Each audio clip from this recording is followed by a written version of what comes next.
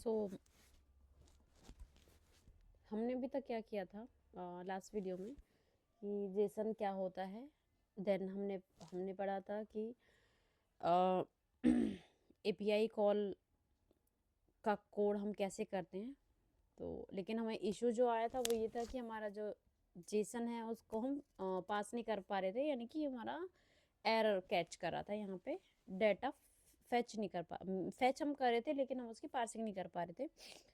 तो फिर मैंने इसमें सर्च किया कि there was some issue that are not getting resolved in Rust, but the issue is not in our code, the issue is in with JSON। कई बार क्या होता है, JSON का जो फॉर्मेट होता है वो सही नहीं, मीन्स कुछ ना कुछ JSON में प्रॉब्लम होती है। Trouble shoot, there is some issue with JSON we are getting from the API। तो JSON इसलिए नहीं पास हो रहा था क्योंकि वो JSON सही नहीं था।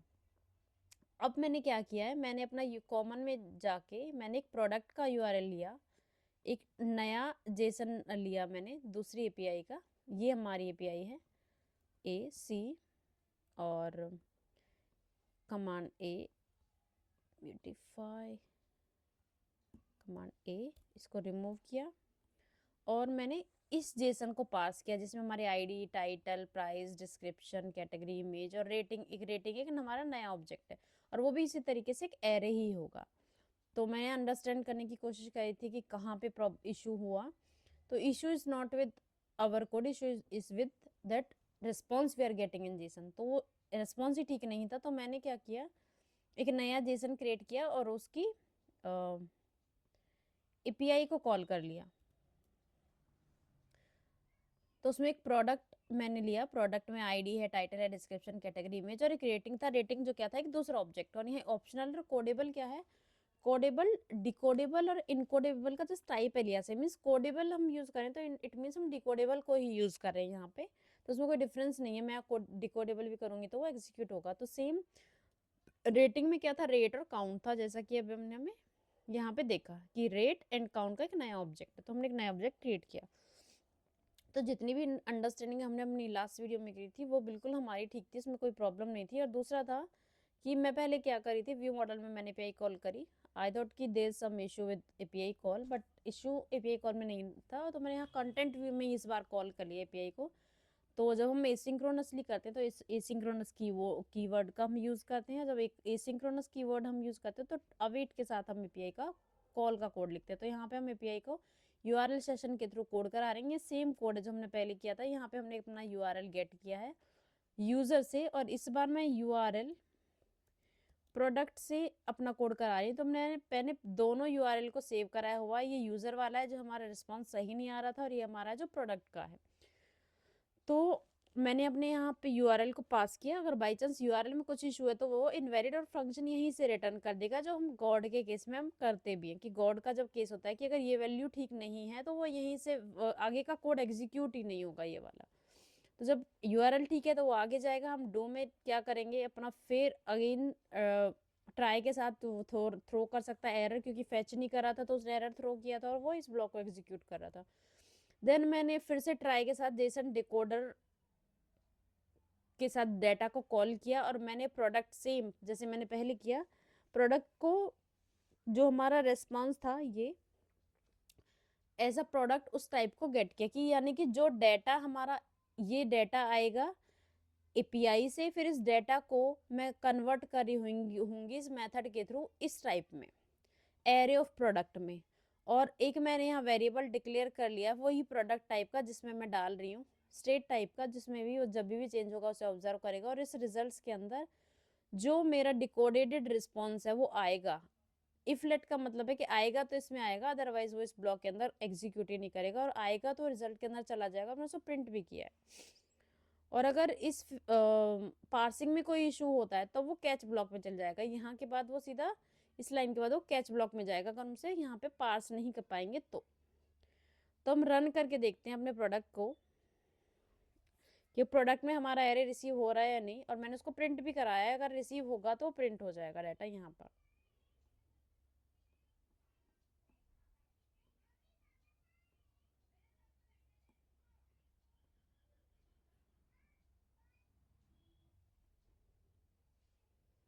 तो यहाँ पे देखिए, यहाँ पे हमारा इमेज, प्राइस, सब कुछ मुझसे रिसीव हो रहा है और मैंने इसको यहाँ पे प्रिंट कर दिया। तो ये डाटा हमारा ये प्रिंट हो गया, ये जेसन हमारा प्रिंट हुआ है।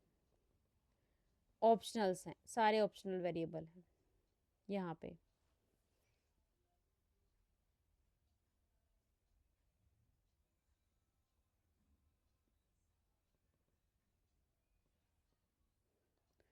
तो ये हमारा डेटा हमें रिसीव हो रहा है यहाँ पे और हमारा रिजल्ट्स में भी आ रहा है। अब मैं क्या करूँगी यहाँ से, results dot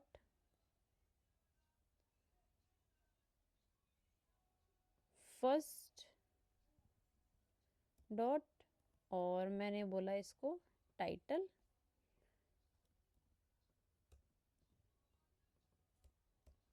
dot price dot rating dot count, और इमेज के अंदर भी मैंने क्या लिया, और यहाँ पे हम डिफ़ॉल्ट वैल्यू प्रोवाइड करा देंगे nil, और इमेज के अंदर मैंने क्या लिया, result dot first dot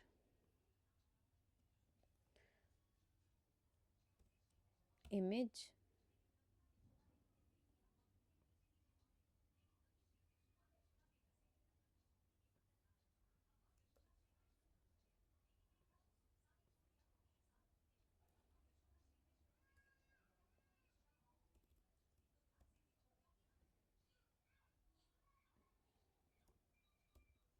name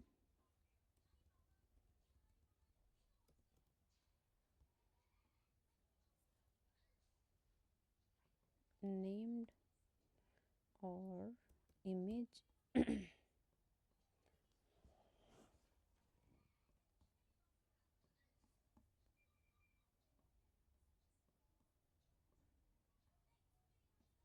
image को हम अभी रहने देते हैं, क्योंकि पहले हम चेक करते हैं जो हमारा डाटा आया विजिबल हो रहा है हमें नहीं जो हमने लोड कराया है, no exact call match to initialiser, और price dot description double quotes के थ्रू हमें, क्योंकि ऑप्शनल है तो डिफ़ॉल्ट वैल्यू भी प्रोवाइड करानी होगी। इंटीजर होगा तो वो 0 लेगा,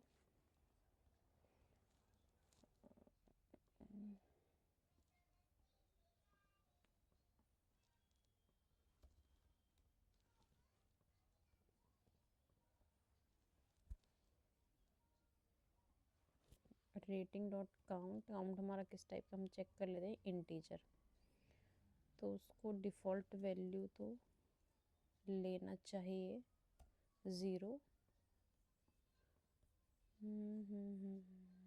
ओके, क्योंकि ये इंटीजर टाइप है इसलिए, तो हमें इंटीजर की पार्सिंग भी करनी होगी स्ट्रिंग के अंदर।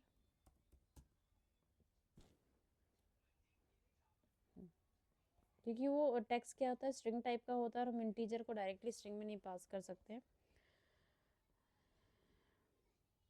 देखिए, ये हमारा जितना भी हमने एपीआई को कॉल किया था वो डाटा हमने यहाँ डिस्प्ले करा दिया। तो बहुत इजीली हमने ये कोड किया है कि एक कोड होता है, यूआरएल सेशन को हमने शेयर किया, डाटा उस यूआरएल्स को हमने गेट किया, उस यूआरएल को पास किया। अभी एपीआई जब ये कॉल होगी, ये मेथड क्या करता है, एपीआई को कॉल करता है, उसको डाटा में स्टोर कराएगा, फिर उस डाटा को हम कन्वर्ट करते हैं जो हमने मॉडल बनाया है। और वो मॉडल हमने कैसे बनाया है, ये मॉडल हमने बनाया है इस जेसन से, उस जेसन को फॉर्मेट किया और उसमें हमने एक जो स्ट्रक्चर की जो फर्स्ट आईडी है उसको जब हम जस्ट चेक करेंगे, और जब हमें एक चीज़ और अंडरस्टैंड करनी है कि यहाँ पे जो हम ये प्रोडक्ट को एरे में लिख रहे हैं, ये हमेशा प्रोडक्ट को एरे में लिखते हैं या नहीं लिखते हैं? हमेशा हम प्रोडक्ट को एरे में नहीं लिखते हैं। हम प्रोडक्ट को एरे में, मतलब जो भी मॉडल है, मॉडल का नाम हो, एरे में कब लिखेंगे, जब यहाँ पे हमें ये सबस्क्रिप्ट दिया होगा। कई बार क्या होता है कि हमारे पास ये सबस्क्रिप्ट नहीं होंगे,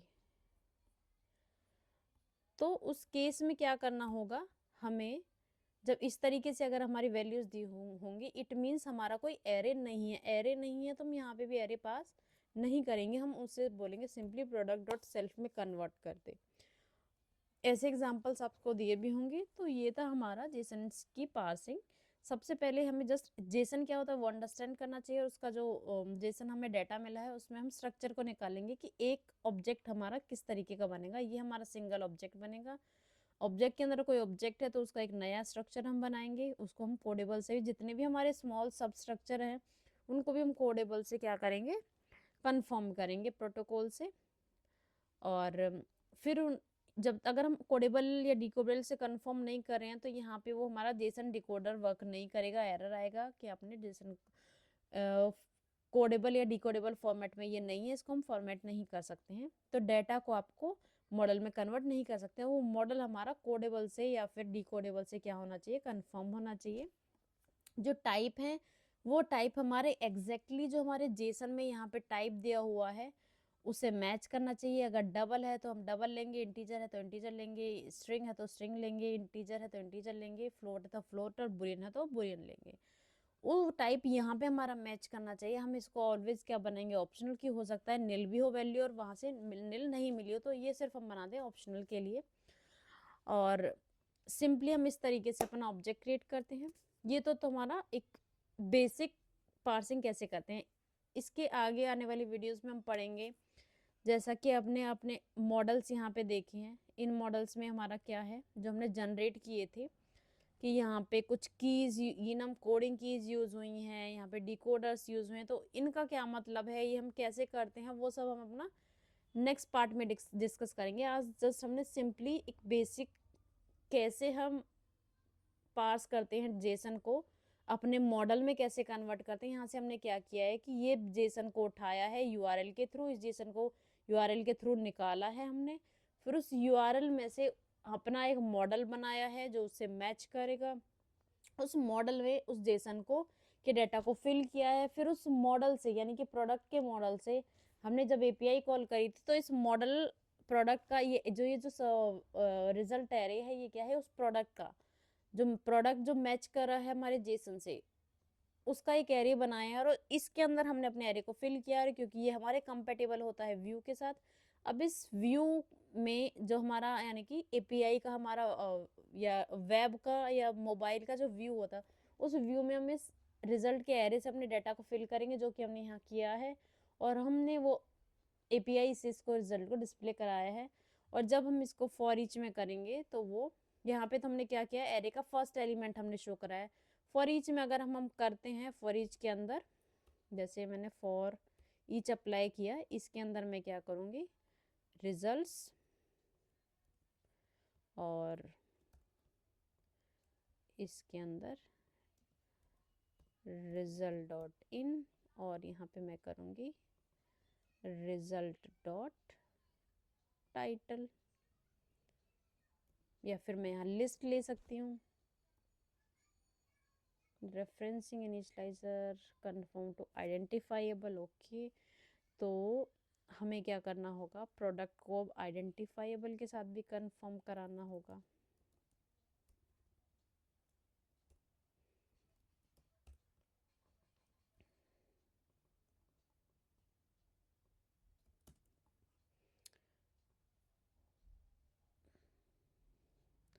और अब यहाँ मैं क्या करूँगी, RESULT result dot title, result dot price, result dot rating. और अभी हम चेक करते हैं कि हमारा डाटा कैसे डिस्प्ले हो रहा है। Rating does not confirm to protocol identifiable, हाँ क्योंकि इसमें आईडी नहीं है तो हम इसको कन्फर्म नहीं करेंगे, क्योंकि आईडी कहाँ थी हमारी,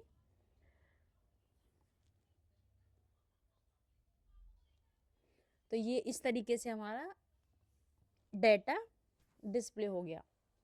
फॉर ईच क्या करता है, लूप चलाया और उसने अलग अलग टेक्स्ट को हर बार लूप के अंदर डिस्प्ले कर दिया। इस तरीके से हमारा डाटा ये डिस्प्ले हुआ। इसको हम क्या कर सकते हैं, हम इसको इंस्टेड ऑफ दिस हम क्रिएट कर सकते हैं एक लिस्ट,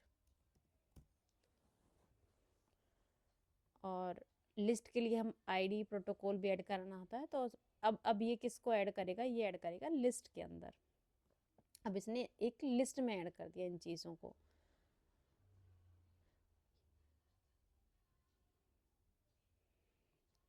इनकी एक लिस्ट में ऐड हो गई हैं ये। और हम एक दूसरा भी काम कर सकते हैं, डबल कोट्स, फिर डबल कोट्स, और एक वैल्यू को हम डालेंगे इसके अंदर, फिर दूसरी वैल्यू को डालेंगे हम इसके अंदर, फिर हम तीसरी वैल्यू को डालेंगे इसके अंदर, और यहाँ पे स्ट्रिंग से लेकर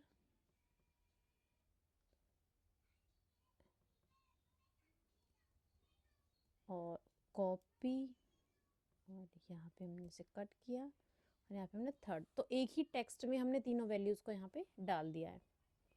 सर्कुलर रेफरेंस, ओके, तो ये हमने वैल्यू ली, यहाँ पे वैल्यू लिया ये, ओके, और स्ट्रिंग के अंदर ओके, हमें स्ट्रिंग लिखने की ज़रूरत अभी नहीं पड़ेगी, इट मीन्स हमें इसकी भी ज़रूरत नहीं पड़ेगी। अब हम रन करेंगे और ये चेक करेंगे, सम व्यू,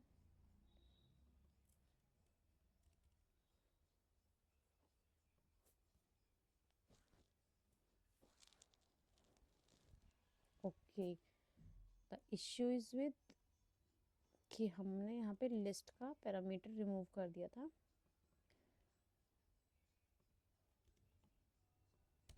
और ऑलरेडी वो स्ट्रिंग के अंदर है, तो हम जस्ट सिंपली पास कर देंगे, हमें स्ट्रिंग के अंदर टाइप कास्ट करने की ज़रूरत नहीं है। अब वो एक ही रो में हमें एक डाटा को डिस्प्ले करेगा, तो एक ही रो में हमने तीनों चीज़ों को ऐड कर दिया, तो ये मल्टीपल रोज हैं जो हमने यहाँ पे शो करी हैं। और एक और हम काम कर सकते हैं यहाँ पे, इसमें हम टाइटल की जगह बोलेंगे आईडी टाइटल के साथ, तो वो नंबरिंग भी डिस्प्ले करेगा। ID instead of this will be 0। अब ये नंबर भी जो हमें रिसीव होगा API से 1 2 3 4 5 6 7 8, और इस तरीके से हमने अपने डेटा को डिस्प्ले कराया पर यूज़र आईडी। तो thanks for watching this video. तो ये था हमारा जेसन पार्सिंग। जैसा कि हमारे पास एक कमेंट आया था किसी सब्सक्राइबर का कि जेसन पार्सिंग कैसे करते हैं स्विफ्ट यूआई के अंदर, तो वो सीखना है। तो यहाँ पे मैंने क्या किया है, यहाँ पे मैंने जो API की कॉलिंग करी है वो व्यू के अंदर करी है, लेकिन आपको क्या करना है, इस API का जो कॉल है इसको व्यू मॉडल के अंदर करना है, यानी कि किसी क्लास के अंदर, और फिर व्यू मॉडल से डाटा को यहाँ पे लेके आना है और शो कराना है। और यही टास्क हम अब नेक्स्ट वीडियो में भी करेंगे कि एक व्यू मॉडल के अंदर कॉल करेंगे API को और यहाँ पे डिस्प्ले कराएंगे। Thank you.